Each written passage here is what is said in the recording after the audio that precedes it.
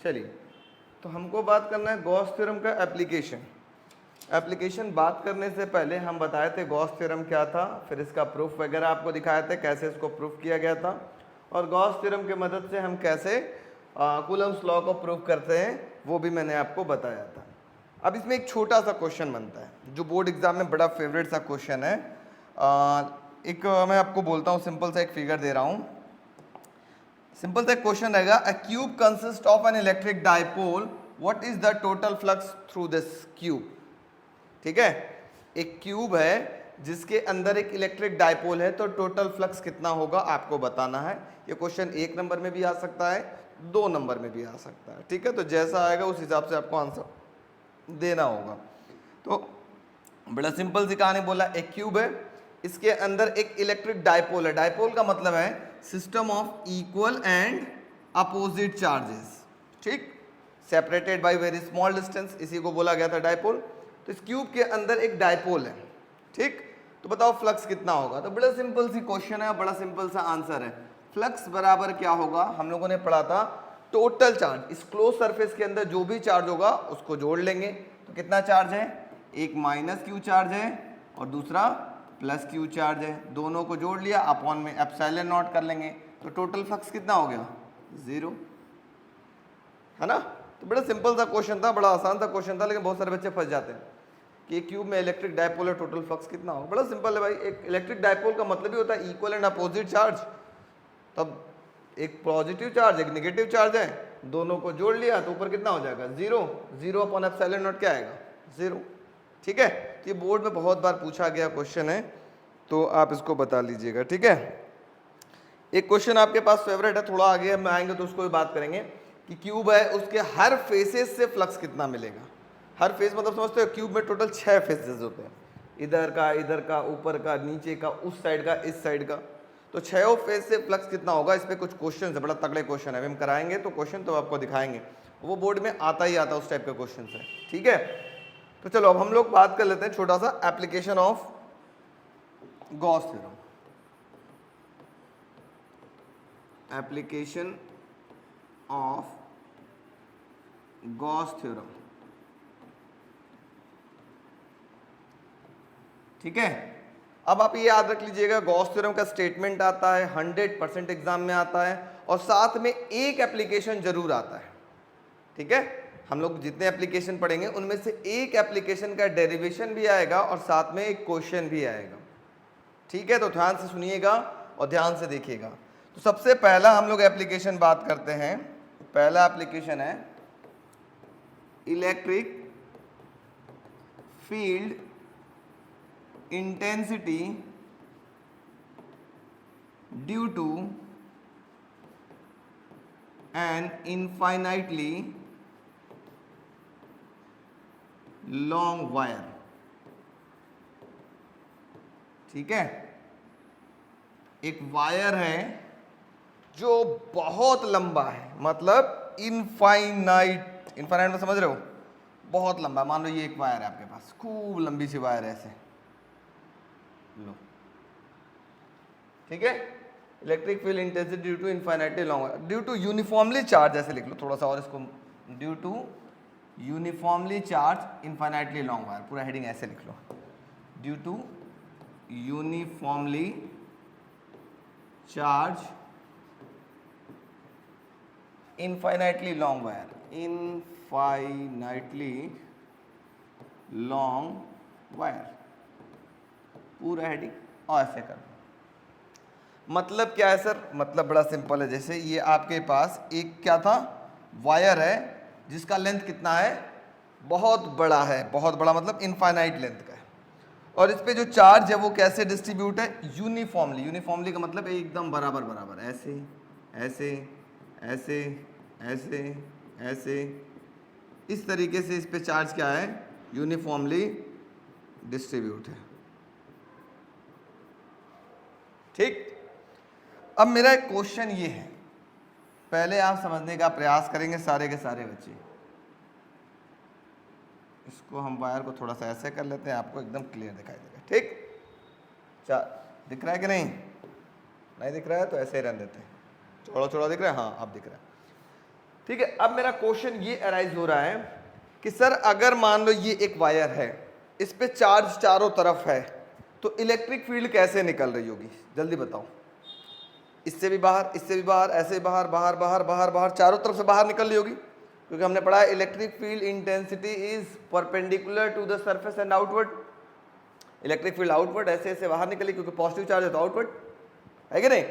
अब यहां से भी सब ऐसे ऐसे निकल रहा है, ऐसे ऐसे, इधर से भी ऐसे ऐसे निकल रहा है, इधर से भी ऐसे ऐसे निकल रहा है, इधर से भी ऐसे ऐसे निकल रहा है, उसका शेप कैसा होगा। अब उस इलेक्ट्रिक फील्ड का शेप देखा जाए तो कैसा होगा, एक सिलेंडर जैसा होगा क्या, क्योंकि चारों तरफ निकल रहा है, ऐसे ऐसे निकल रहा है, इधर से भी निकल रहा है, पूरा एकदम गोलाई में निकल रहा है, उसका शेप कैसा होगा इलेक्ट्रिक फील्ड का होगा।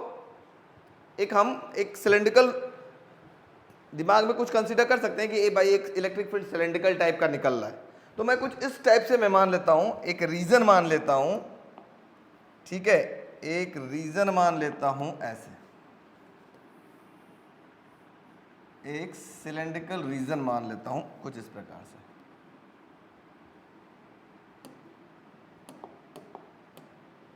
ठीक है, ये हो गया, इसी को मैं करता हूं क्लोन, बुला लेता हूं इधर, और कुछ डॉटेड लाइन को भी मैं बुला लेता हूं अपने पास। ये हो गया और ये हो गया। ठीक है, एक वायर से कुछ इस प्रकार से हमें इलेक्ट्रिक फील्ड, एक शेप दिखाई दे रहा है, इलेक्ट्रिक फील्ड का इस टाइप से कुछ शेप बन रहा होगा। अब जैसे सपोज करो ये सिलेंडर है तो नहीं, लेकिन मान लो ये सिलेंडर है, ठीक है, इसमें आपको कितने रीजन दिखाई देंगे, इसमें आपको 3 रीजन दिखाई देंगे, एक अपर, एक लोअर और एक कर्व सरफेस एरिया, ये वाला घुमा हुआ। ठीक है, 3 रीजन नजर आएंगे, एक upper, lower and curve surface area. ठीक, अब इन तीनों रीजन की हम बात करते हैं, बारी बारी से समझने का प्रयास करिएगा। तो बच्चों हमने आपको एक बहुत बेहतरीन बात बताया था, क्या बताया था, ये एक सिलेंड्रिकल रीजन ले लिया तो हम इसका लेंथ मान ले L, इसका लेंथ मान लिया L, और इसका रेडियस मान लेते हैं क्या, स्मॉल r। ठीक है, इसका रेडियस मान लिया स्मॉल r, लेंथ ले लिया L अपने मन से, क्योंकि ये वायर इनफाइनाइट था तो इस पे एक पर्टिकुलर रीजन ले, एक छोटा सा रीजन ले लिया जिसका लेंथ L मान लिया हमने। ठीक है, अब मुझे कोई बच्चा बताओ इस सरफेस का एरिया वेक्टर किधर होगा, इस सरफेस का एरिया वेक्टर किधर होगा, जल्दी बताओ, एरिया वेक्टर इस सरफेस का किधर होगा, इस सरफेस के परपेंडिकुलर एंड आउटवर्ड होगा या नहीं, यस या नो, बोलो सब लोग, बोलो भाई, होगा, इस सरफेस के परपेंडिकुलर एंड आउटवर्ड होगा। तो हम लोग कैसे बनाएंगे, तो हमने एक यहाँ पे छोटा सा रीजन लिया, कहाँ गया भाई, इस पे हमने एक छोटा सा रीजन लिया, इसको नाम दिया ds, और एरिया वेक्टर हो गया इस सरफेस के perpendicular and outward n cap. पहले एरिया बना लेते हैं, उसके बाद बात करेंगे कुछ किसी और चीज के बारे में। अगर हम इस सरफेस की बात करें तो बताओ एरिया वेक्टर किधर होगा, जल्दी बताओ, मैं बोलूं सिलेंडर का ये वाला पोर्शन का एरिया वेक्टर किधर होगा, जल्दी बताओ, इस सरफेस के परपेंडिकुलर एंड आउटवर्ड, ऐसे ही तो होगा, होगा कि नहीं होगा, बोलो जल्दी, यस या नो, वेरी गुड। तो इस सरफेस के परपेंडिकुलर हो गया, तुम भाई ऊपर जाओ, इस सरफेस के perpendicular ds vector into n cap, n outward. एक और रीजन ले लेते हैं, नीचे वाला रीजन, क्योंकि इस बॉटल के 3 रीजन लेने हो गए, ये और नीचे वाला। अब नीचे वाला पकड़ लेते हैं, ये रीजन, ये भी हो गया ds, इसका एरिया वेक्टर किधर होगा, बताओ, नीचे वाले रीजन का एरिया वेक्टर किधर होगा, जल्दी बताओ, बोलो जल्दी सब लोग, इस वाले पोर्शन का एरिया वेक्टर किधर होगा, परपेंडिकुलर और अंदर किधर होगा, परपेंडिकुलर और नीचे, यस, परपेंडिकुलर एंड आउटवर्ड। तो हम इसको ऐसे लिख सकते हैं, इसका area vector ds vector into n cap, लिख सकते हैं क्या, यस या नो, जल्दी बोलो, बोलो, सबको समझ में आया, यस सर। चलो अब बात करते हैं, इसमें हम इसकी इलेक्ट्रिक फील्ड इंटेंसिटी की किधर डायरेक्शन होगी। ये पॉजिटिव चार्ज है, पॉजिटिव चार्ज से फील्ड लाइंस दूर जाएगी कि उसके तरफ आएगी, ये पहले बताओ। दूर जाएगी। दूर जाएगी, तो पॉजिटिव से ये हो गई इलेक्ट्रिक फील्ड इंटेंसिटी का डायरेक्शन। इस वाले रीजन में भी देखो पॉजिटिव चार्ज है, इससे इलेक्ट्रिक फील्ड इंटेंसिटी क्या होगी, दूर जाएगी, ये हो गया इधर। यहां पर भी पॉजिटिव चार्ज है, इससे इलेक्ट्रिक फील्ड इंटेंसिटी दूर जाएगी, ये हो गया इधर। समझ में आया कि नहीं बताओ। इसका मतलब इसको हमने 3 रीजन में डिवाइड किया। इस रीजन का नाम लिया, ऊपर वाले का नाम रीजन फर्स्ट, इस वाले का नाम हो गया रीजन सेकंड, और नीचे वाले का नाम हो गया रीजन थर्ड। तीनों रीजन दिख रहा है आपको, समझ में आ रहा है कि नहीं। Upper portion, curve surface area and bottom portion, lower portion, तीनों रीजन की हम बात करेंगे। फ्लक्स अगर कभी भी आपको निकालना है तो पूरी बॉडी से निकालते हैं हम लोग, ठीक है। तो पूरी बॉडी में सिर्फ 3 रीजन दिखाई दे रहे थे, ये दिख रहा था, कर्व सरफेस एरिया दिखाई दे रहा था, नीचे वाला रीजन दिखाई दे रहा था, ठीक है। यहां तक फिगर में किसी को डाउट हो तो बोलो, जल्दी बोलो बच्चों, नहीं तो फिर आगे बढ़े। आगे बढ़ूं, बोलो। Yes sir. Yes sir. चलो तो आगे बढ़ता हूं, ध्यान से सब लोग पहले देखेंगे, कोई लिखेगा नहीं। अकॉर्डिंग टू गॉस लॉ हमने पढ़ा है टोटल फ्लक्स किसके बराबर होता था, बताओ तो। गॉस लॉ क्या बोलता था, याद देखो। गॉस लॉ बोलता था जो टोटल फ्लक्स होता था वो Q अपॉन एप्सिलॉन नॉट के बराबर होता था ना। यस या नो, बोलो।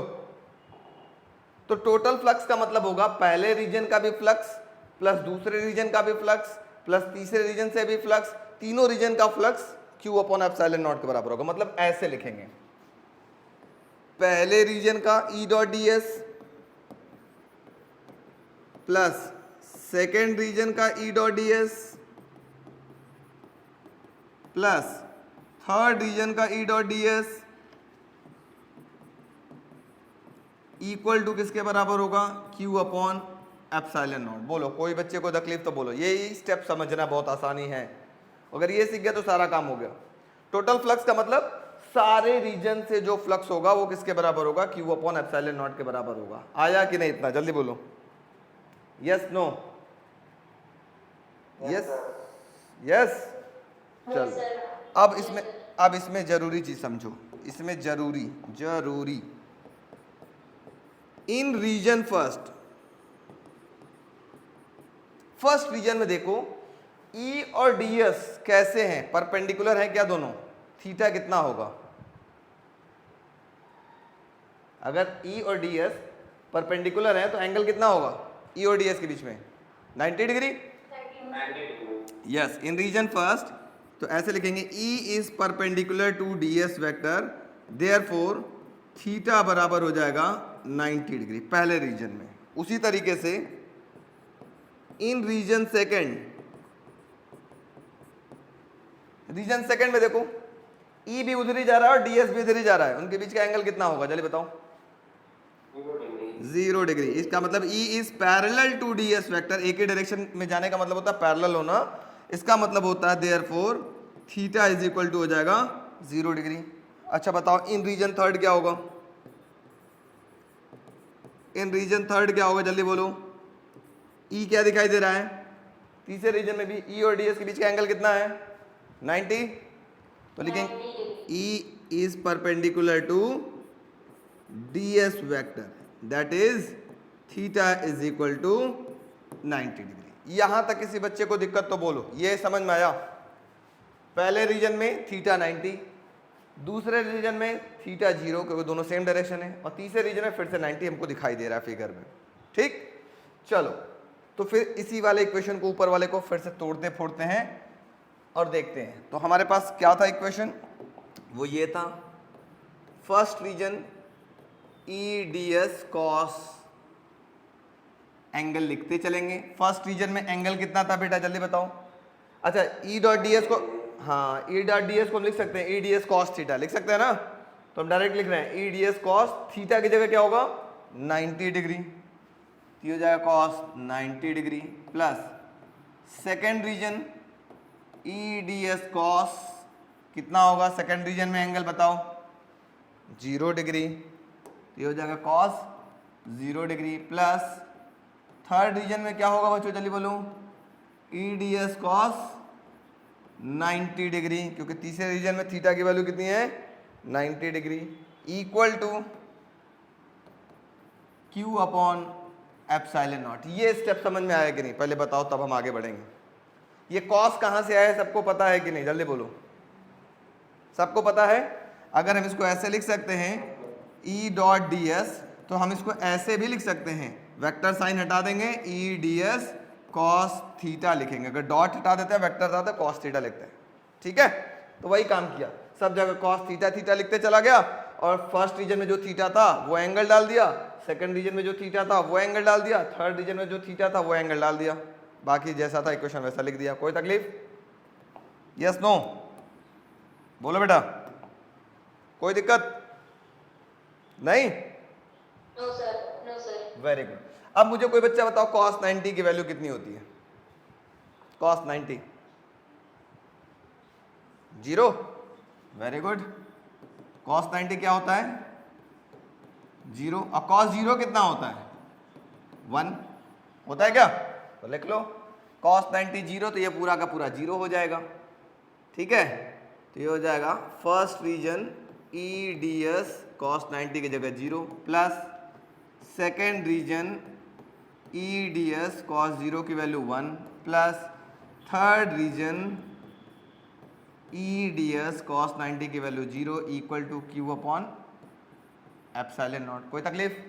तो ये भी पूरा 0 हो गया, ये भी पूरा 0 हो गया। बात खत्म करते हैं, सिर्फ आपको सेकंड रीजन बदलता हुआ दिखाई दे रहा है, तो इसको ऐसे लिख सकते हैं, E को बाहर ले लेता है, second region DS equal to Q upon epsilon naught. कोई तकलीफ तो बोलो यहाँ तक, ये स्टेप। कोई दिक्कत? अब मैं दिक्कत देने वाला हूँ, अब मैं थोड़ा दिक्कत देने वाला हूँ। क्यों सर, क्यों दिक्कत दे रहे हैं? बिना दिक्कत के भी काम चल जाना चाहिए। अब हमने 3 टाइप के डिस्ट्रीब्यूशन ऑफ चार्ज पढ़ा था, मैं उसको थोड़ा सा आपको दिखा देता हूँ क्योंकि वो बहुत ज़रूरी है। और ये तीनों डिस्ट्रीब्यूशन मैंने आपको पढ़ाया था, linear charge distribution, surface charge distribution and volume charge distribution. शायद बहुत लोग को याद होगा और कुछ लोग को याद नहीं होगा। अगर कोई चार्ज का डिस्ट्रीब्यूशन लाइन पर हो तो फॉर्मूला यूज करते हैं lambda is equal to d q by d l या क्यू बाई एल लिख सकते हैं। ठीक है, लाइन पर। अगर एरिया पर हो तो d q by d S या क्यू बाई ए भी लिख सकते हैं या क्यू बाई एस भी लिख सकते हैं। वॉल्यूम पे हो तो d q by d v या क्यू बाई वी लिख सकते हैं। ठीक है, लेंथ पे हो तो d q by d l, area पर हो तो नीचे एरिया से डिवाइड, वॉल्यूम पर हो तो नीचे वॉल्यूम से डिवाइड। अब हमारा क्वेश्चन ये अराइज होता है, ये फिगर देख के बताओ चार्ज का डिस्ट्रीब्यूशन कहां पर है। ये क्या था, एक इनफाइनाइटली लॉन्ग वायर, तो लेंथ पर था कि एरिया पर था कि वॉल्यूम पर था, जल्दी बताओ। लेंथ पर है, वेरी गुड। हाँ, तो क्या यूज करेंगे फॉर्मूला, जल्दी बताओ, फॉर्मूला क्या था? लैम्डा इज इक्वल टू, जल्दी बोलो, D q by d l या क्यू बाई एल लिख सकते हैं क्या? यस नो लिख सकते हैं? Very good.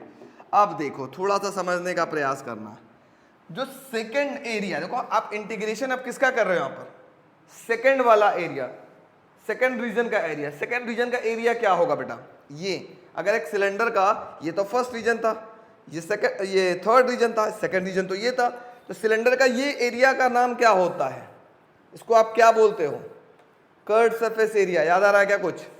सिलेंडर का कर्व्ड सरफेस एरिया का फॉर्मूला क्या होता है? किसी बच्चे को याद है? Curved surface area of cylinder किसी को याद है? Very good, 2 pi R H. H की जगह हम यहाँ पे इसका हाइट एल लिए हैं, तो क्या लिख देंगे? 2 पाई आर एल लिख देंगे। ठीक है, तो ये हो जाएगा 2 पाई आर एल। कहां से आया, समझ में आया कि नहीं? ये curved surface area of cylinder, क्योंकि सेकंड रीजन का आपको इंटीग्रेट करना है, क्योंकि फर्स्ट तो 0 हो गया, थर्ड भी 0 हो गया, सिर्फ सेकंड का इंटीग्रेट करना है। और सेकंड रीजन क्या है? Curved surface area of cylinder. देखो ये सेकंड रीजन ये है, ये क्या है? Curved surface area of cylinder. और curved surface area of cylinder क्या होता है? 2 पाई आर एच। लेकिन एच न मान करके हम एल माने हैं, तो क्या बोलेंगे? 2 पाई आर एल बोलेंगे। ठीक है, और इस क्यू की जगह क्या लिख सकते हो, जल्दी से बताओ? लैम्डा इनटू एल लिख सकते हो, क्रॉस मल्टीप्लाई करो, क्यू इज इक्वल टू क्या होगा? लैम्डा एल अपॉन में हो गया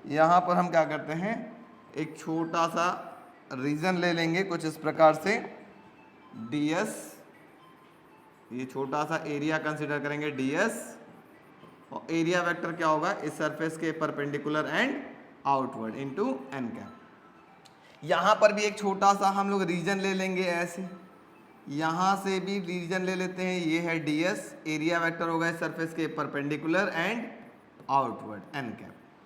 ठीक है, अब बात करते हैं इलेक्ट्रिक फील्ड की। तो हमने बताया था इस फेस पे भी पॉजिटिव चार्ज है, अगर ये शीट इस प्रकार है तो इलेक्ट्रिक फील्ड की डायरेक्शन किधर होगी, परपेंडिकुलर एंड आउटवर्ड। ऐसा हो गया इलेक्ट्रिक फील्ड का डायरेक्शन इस फेस पर। इस फेस पर कैसा होगा, इधर भी हम अगर इनफाइनाइट प्लेन शीट है तो इधर पॉजिटिव लिए तो इधर भी पॉजिटिव लेंगे, और इसके परपेंडिकुलर एंड आउटवर्ड। चलो इसके परपेंडिकुलर एंड आउटवर्ड, ये भी इलेक्ट्रिक फील्ड हो गया। और बीच वाले रीजन में आप इधर भी ले सकते हो और इधर भी ले सकते हो, किस साइड भी ले सकते हो, आपकी मर्जी। मैं इधर ले लेता हूँ, ठीक है, किसी भी साइड बीच वाले में ले सकते हो, क्योंकि परपेंडिकुलर है, जीरो हो जाएगा, मतलब ही नहीं है उसका। तो यहाँ तीन रीजन में ये भी डिवाइड हो गया, रीजन 1, रीजन 2 एंड रीजन 3। ठीक है, फिर से हम लोग गॉस लॉ लगाते हैं। According to Gauss law, total flux first region E dot ds plus total flux due to second region E dot ds plus total flux due to third region E dot ds which is equal to क्या होगा, Q upon epsilon naught. कोई तकलीफ, yes no, जल्दी बोलो बोलो। अब यहीं इसी के नीचे लिख लेना, इसको यहाँ पे लिख दे रहा हूँ। इन रीजन फर्स्ट आप लोग बताओ क्या हो रहा है। इन रीजन फर्स्ट E और ds दोनों सेम डायरेक्शन में जा रहा है, थीटा कितना होगा, जल्दी बोलो। E is parallel to ds vector, theta कितना होगा, 0 डिग्री। इन रीजन सेकंड जल्दी बोलो, सेकंड रीजन में थीटा कितना होगा, E is 90 degree. Perpendicular to ds vector, हाँ, theta is equal to 90 degree. Third region बताओ, इन रीजन थर्ड रीजन में क्या होगा, E is also parallel to ds vector, क्योंकि दोनों सेम डायरेक्शन में जा रहे हैं, that is theta is equal to, यहाँ भी क्या हो जाएगा, 0 डिग्री। इन दोनों में सेम जा रहा था 0, यहाँ भी दोनों सेम डायरेक्शन में जा रहा था तो 0, और यहाँ भाई साहब ऐसे जा रहा था तो 90। ठीक है, चलो अब अप्लाई कर लेते हैं गॉस थ्योरम इसी वाले फॉर्मूले में। तो ऐसे लिख लेते हैं, first region E ds cos 0 degree, क्योंकि फर्स्ट रीजन में थीटा कितना था, 0, plus second region E ds cos 90, क्यों 90 लिया बताओ जल्दी, सेकेंड रीजन में 90 था, plus third region E ds cos 0, third region में क्या था, 0 डिग्री था, लिख लिया, equal to Q upon epsilon naught. यहाँ तक किसी बच्चे को दिक्कत तो बोलो जल्दी, यस नो, फटाफट बोलो, यस नो, नो या yes, no sir. No sir.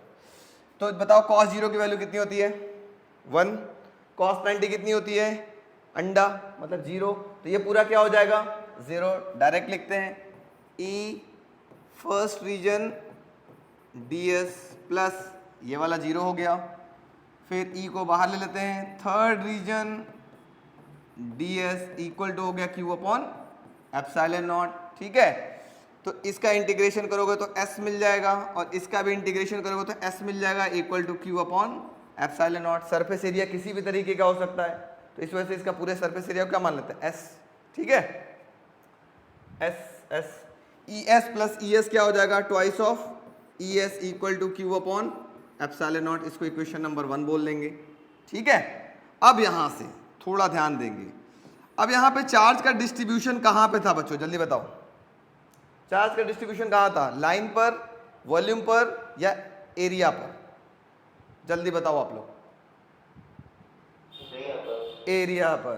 तो एरिया वाला फॉर्मूला क्या होगा बताओ, sigma equal to Q by S लिख सकते हैं क्या, या d q by d s. याद आ रहा है कुछ कुछ? तो Q इज इक्वल टू क्या होगा?